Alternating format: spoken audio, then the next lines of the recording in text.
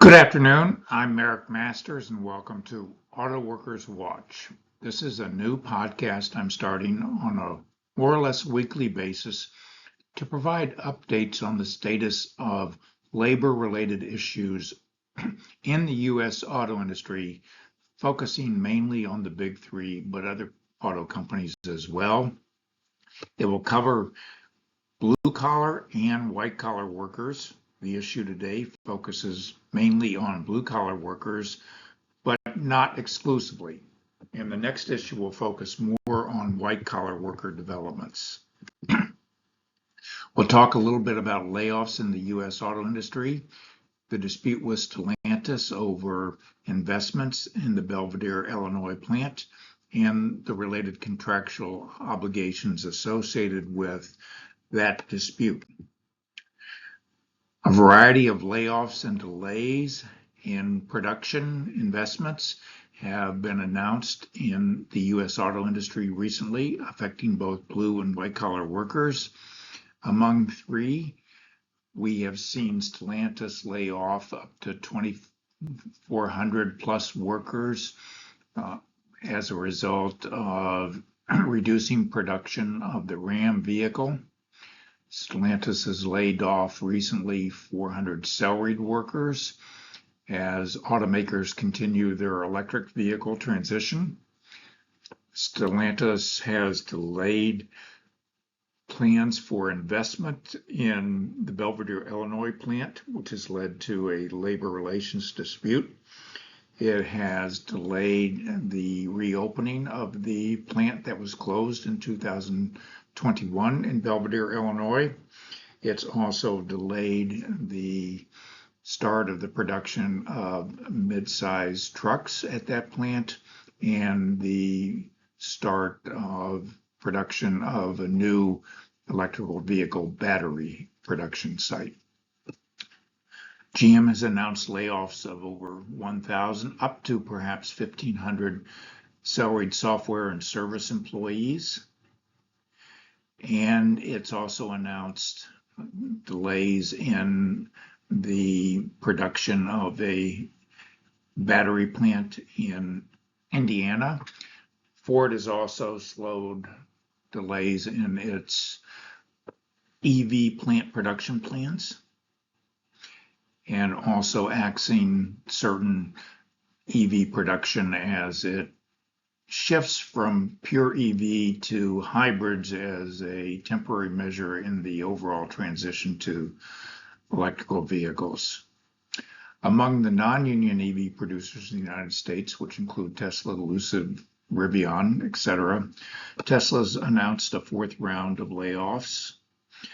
Rivian has announced a layoff of 10% of its workforce. Lucid Motors has announced a slash of 400 jobs. Fisker has declared bankruptcy. All of these developments point to the turbulence in the industry and the uncertainty associated with the transition to electrical vehicles, both in the United States, and I might say this is a worldwide phenomenon that awaits the settlement or how things settle in terms of the international competition for dominance in this phase of change in the industry, with China making a great effort to dominate the electrical vehicle landscape.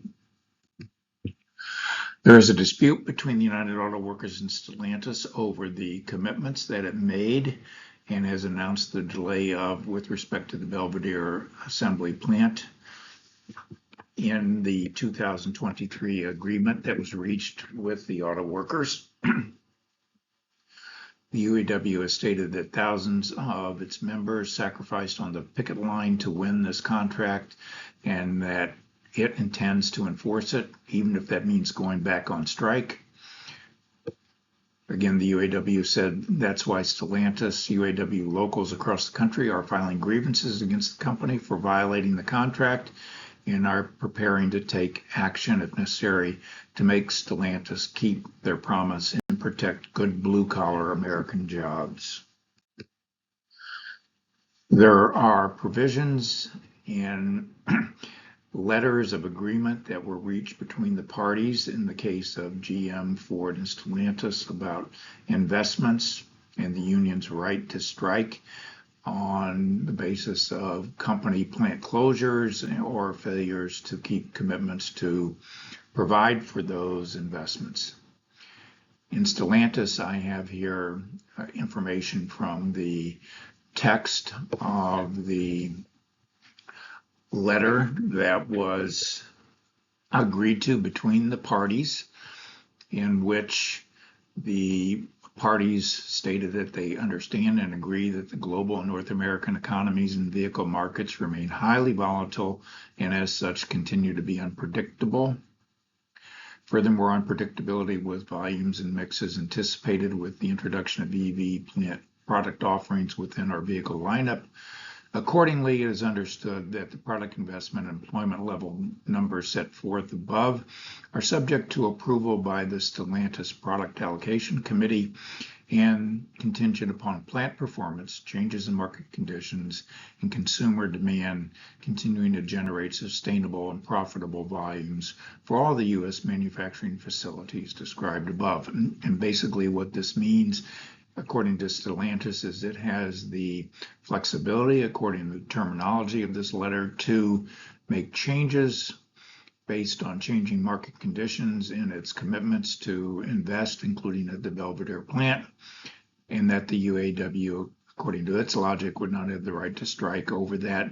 But the UAW has claimed that it has the right to strike over that, and that as a result, it's filing grievances. It will hold, perhaps, if the agreement is not reached between the parties and whatever discussions are taking place, to settle this issue before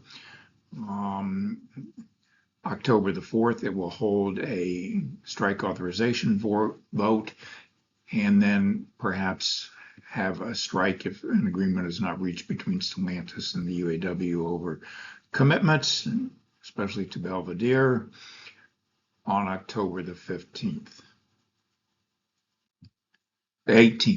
October the 18th.